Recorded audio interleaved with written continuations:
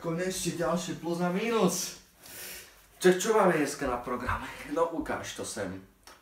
Máme posledné plus a mínus. Rády pre začínajúci youtuberov vyšlo hore. Keď som nevidel to video, koľko si ho pozrieť. Ale ďalšie plus a mínus máme z iPhoneu 16 Plus. A je to skoro pred veľa mesiacmi.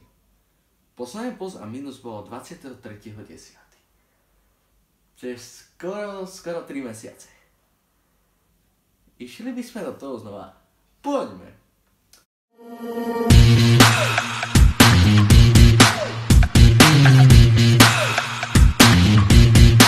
Nezdrbázalo, tu máte, vás vítam u nového videa.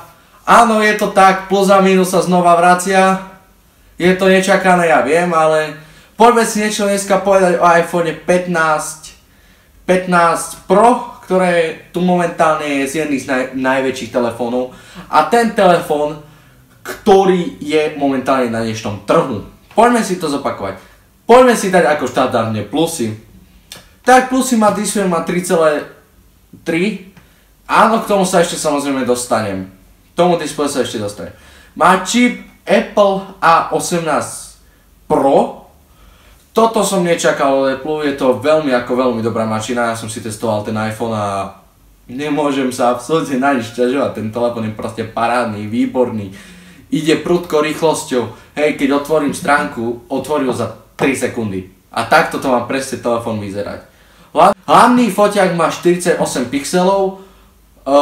Tak 48 pixelov je veľmi veľa a to je hlavný fotoaparát a široký má 12 megapixelov. Takže za mňa je to veľmi široká, že tam má zoomy, tam má, myslím, že tam je až 10-násobný zoom. Čiže za mňa až veľmi dobre na to, ako to stojí poslednú Apple dobu. Veľké plus, ale že mega dávam batérii, pretože batérka sa tu zvýši na 3582 mAh. Je to veľmi dobrá batéria, vydrží až nejaké 3-4 dní, čo som kúkal na recenzie. Takže je to úplná pecka. Má to IP68, to znamená, že proste vodotesný, môžete ho ponoriť takto do vody a nič sa mu samozrejme nestane. To je veľmi dobre za mňa plus. Bezdrôtové nabíjanie 25W, čo som taktiež nečakal, 25W na taký telefón, to je ako veľmi dosť a dúfam, že im to ostane tak, ako im to ostalo a tak im to dúfam aj ostane. Čo ešte dávam veľké plus je USB-C, lebo USB-C máme de facto od 15 a je to veru tak, je to veľmi dobré, čo sa týka tohto tu. A je to veľmi ako zaujímavé a veľmi dobré.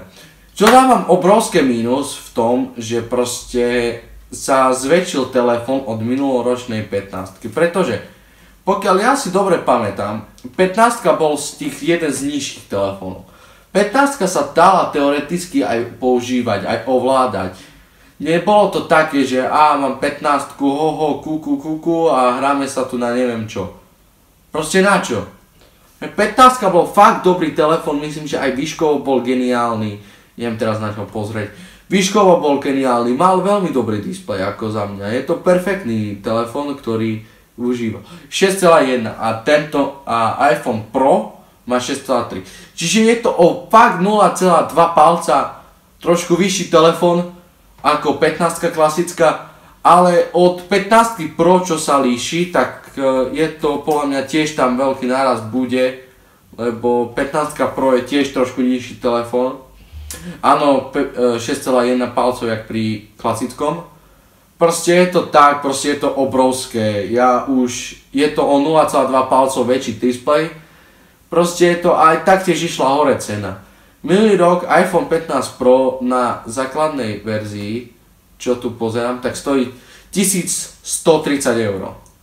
To je čo stal.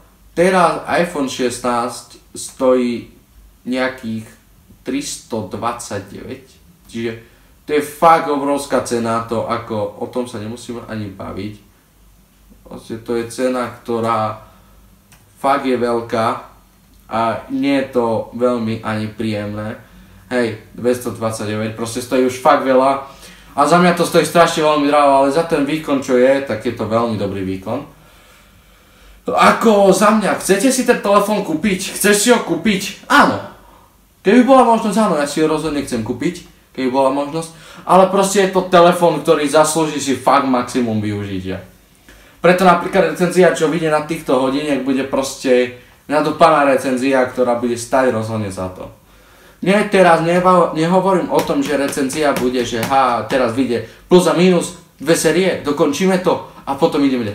Proste chcem sa k tomu aj taktiež venovať. A taktiež, čo isto ste previedli pri mnohých videjkách plus a minus, napríklad iPhone 16 Plus má za neuveriteľných 3 mesiace 239 sledujúcich, ako what?